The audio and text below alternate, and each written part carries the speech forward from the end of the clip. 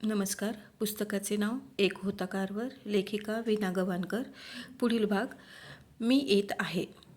1896 साल उजाडलं होतं. Doctor Booker T Washington आपल्या कार्यालयात हताश होऊन बसले होते. त्यांनी या भागातील आपल्या बांधवांना जमीन कसायला, दुभती जनावरं पोसायला, जोडधंदे सुरू करायला, मुलाबाळांना शाळेत धाडायला उद्युक्त केलं होतं. पण या अलाबॅमाची जमीनच इतकी निकृष्ट की कसलं पीक म्हणून निघतच नव्हतं.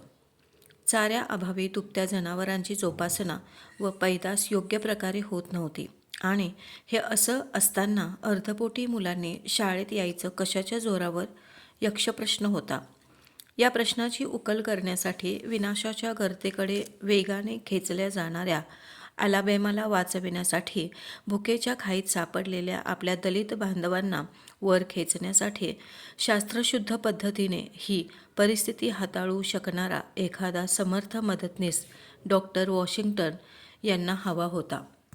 वेळीच उपाययोजना झाली नाही तर तिथले लोक, तिथला धान्य, तिथली जमीन इत्यादी सारं नष्टप्राय होणार होतं. यातच भर म्हणून की काय, अवेळी पडलेल्या मुसळधार पावसाने शेतात फुललेल्या कपाशीच्या बोंडांचा लगदा केला होता.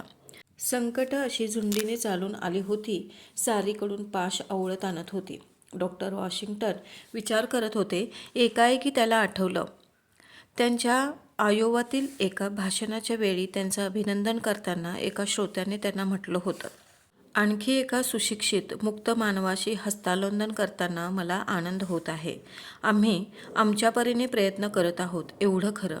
डॉक्टर वॉशिंग्टन विनयाने उत्तरले, सगळेच तुमच्यासारखे नाहीत. तुमच्या तोडीचा फक्त एकच, जॉर्ज वॉशिंग्टन कार्वर. मी हे नाव कसं ऐकलं नाही? तो एक निग्रो तरुण आहे. आयोवा स्टेट कॉलेजमध्ये ॲग्रिकल्चरल अँड बॅक्टेरियल बॉटनीचा तज्ज्ञ म्हणून अध्यापन करतो. त्या श्रोत्याने माहिती पुरविली. एक निग्रो कृषी तज्ज्ञ आयोवा स्टेट कॉलेजात अध्यापक? हो, आणि काय सांगू, तो लाकडाच्या तक्तपोशीवर सुद्धा धान्य रुजवून दाखवतो. आता डॉक्टर वॉशिंग्टन त्या कृषीतज्ज्ञ जॉर्जच्या बद्दल विचार करत होते. त्यांना मनोमन खात्री वाटत होती की हाच कार्वर काहीतरी उपाय योजू शकेल. पण त्याला इकडे आणावं कसं? तो होता उत्तर अमेरिकेच्या समृद्ध जीवनात वावरणारा, उच्च विद्याविभूषित प्राध्यापक, मान बरातब मिळवून भरपूर वेतनावर काम करणारा. अशा व्यक्तीला या सदैव अडचणीत असणाऱ्या संस्थेत बोलावणं, मदतीसाठी हाक देणं त्यांना प्रशस्त वाटत नव्हतं. डॉक्टर वॉशिंग्टन पुन्हा पुन्हा विचार करत होते. पण आता या अलाबॅमाच्या मातीतून केवळ विटांखेरीज काहीही पैदा करू शकत नाही असं दिसल्यावर त्यांनी धाडस करून जॉर्ज कार्वरला पत्र पाठवलं. पत्रात त्यांनी अलाबॅमाची सारी कहाणी वर्णिली. आपली स्वप्न प्रत्यक्ष उतरवताना उभ्या ठाकलेल्या अडचणी विशद केल्या. आपल्या प्रयत्नांना पडत असलेल्या मर्यादा, वाढत्या गरजा या साऱ्यांची कल्पना दिली. शेवटी लिहिलं, मी तुम्हाला पैशांचं, उच्चपदांचं वा कीर्तीचं आमिष दाखवू शकत नाही. पहिल्या 2 गोष्टी तुम्ही उपभोगत आहात. शेवटची तुम्ही कुठेही मिळवू शकाल, यात शंका नाही. मी तुम्हाला या गोष्टी सोडायला सांगत आहे, त्यांच्याकडे पाठ फिरवायला विनवत आहे. त्याच्या बदल्यात मी तुमच्यावर काम, अविरत कष्ट आणि शतकानुशतकं दारिद्र्याने गांजलेल्या गुलामीच्या चिखलात रुतलेल्या दलितांना उद्धरून त्यांना सुजाण मानव बनविण्याची कामगिरी सोपवत आहे. 4 दिवसांनी हे पत्र जॉर्जच्या हाती पडलं. त्या पत्राच्या शिक्क्यावरून त्याने ताडलं की हे फार दुरून, अगदी अमेरिकेच्या दक्षिण टोकाकडून आलेलं आहे. त्याने अधीरतेने पत्र उघडून वाचायला सुरुवात केली. एका दमात ते वाचलं. नंतर प्रयोगशाळेतील आपलं काम आवरून तो बाहेर पडला. एम्सच्या वेशीबाहेरच्या आपल्या नेहमीच्या एकांत स्थळी पोहोचला. खिशातून ते पत्र काढून शांतपणे पुन्हा एकदा वाचलं.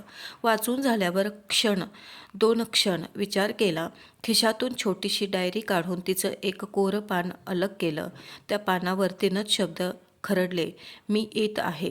खाली सही. बस इतकंच. तारीख नाही, वार नाही, प्रश्न नाही, शंका नाही. त्याचं मन कसल्याशा आवेगाने भरून आलं होतं. त्याचवेळी एक अनामिक मनःशांती त्याला जाणवत होती. तो तसाच पोस्ट ऑफिसात गेला. पोस्टाच्या पाकिटावर डॉक्टर वॉशिंग्टन यांचा पत्ता लिहून ते चिठोरं त्या पाकिटात सरकवलं. पाकिट चिटकवलं आणि पोस्टाच्या पेटीत टाकून दिलं. शांत मनाने जॉर्ज परतला. प्रयोगशाळेत गेला आणि आपल्या नेहमीच्या कामाला जुंपला.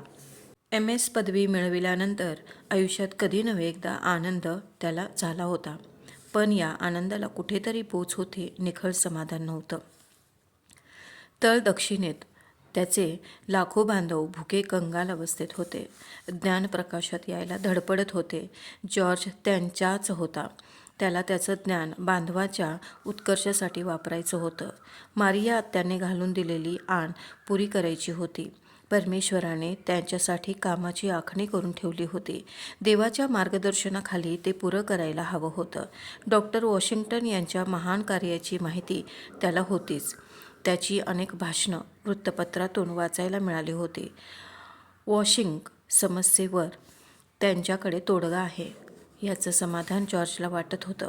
आता तोही त्यांच्या कार्यात सहभागी व्हायला निघणार होता. पुष्कळ आठवडे त्याने या पत्राबाबतीत मौन पाळलं, पण मनाचा निश्चय केल्याप्रमाणे तो वागत होता. आपल्या अवचित जाण्याने कॉलेजच्या कामाचा विचका होऊ नये म्हणून त्याने प्रथम जोखमीची कामं पार पाडली.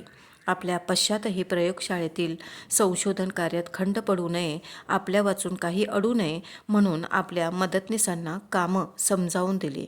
कामांचा आराखडा आखून दिला. सारं काही नीट मार्गी लागलं आहे, आपल्या जाण्याने काही अडणार नाही याची खातरजमा करून जॉर्ज प्राध्यापक विल्सन यांना भेटायला गेला. त्यांच्यासमोर डॉक्टर वॉशिंग्टन यांचं पत्र ठेवलं. त्यांनी ते वाचलं. जॉर्जने त्यांना काय उत्तर धाडलं आहे हे प्राध्यापक विल्सन यांनी वाचलं नसतानाही त्या उत्तराची कल्पना ते करू शकले. प्राध्यापक विल्सन गंभीर झाले.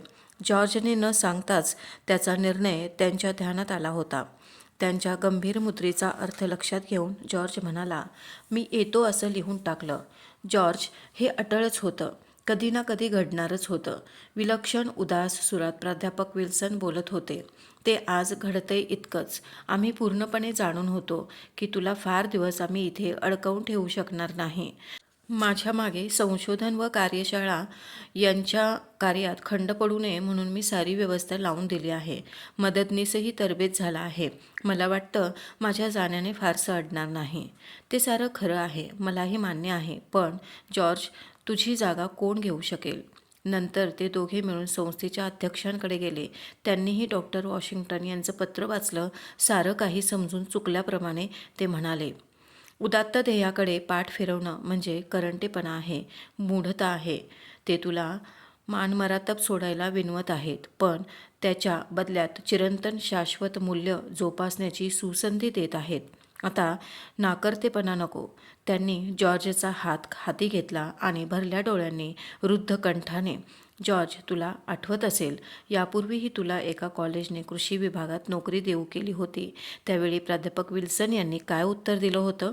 "आम्हाला जॉर्ज असा हातचा घालवायचा नाही. त्याची जागा घ्यावी असा दुसरा कोणी आमच्या हाताशी नाही. जॉर्जसारख्या विद्यार्थ्याची किंमत आम्ही जाणून आहोत."